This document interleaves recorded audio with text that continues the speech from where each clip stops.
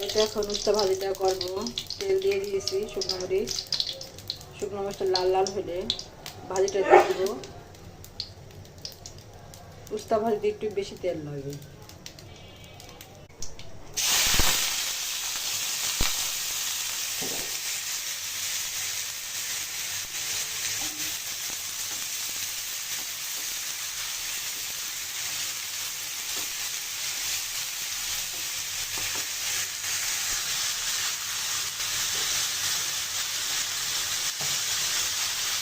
এখন দিয়ে দেবো লবণ,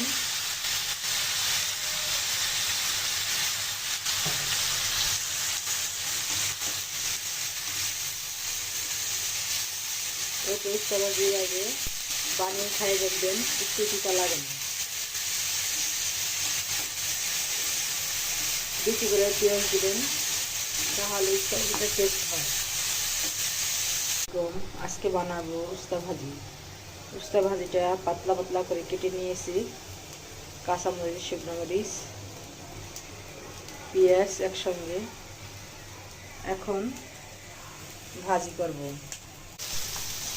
এই দেখুন উস্তা ভাজিটা হয়ে গেছে, এখন পরিবেশন করব। এই তো দেখুন আমার উস্তা ভাজি হয়ে গেছে। এইভাবে বানিয়ে খাই দেখবেন, একটু তিতা লাগবে না।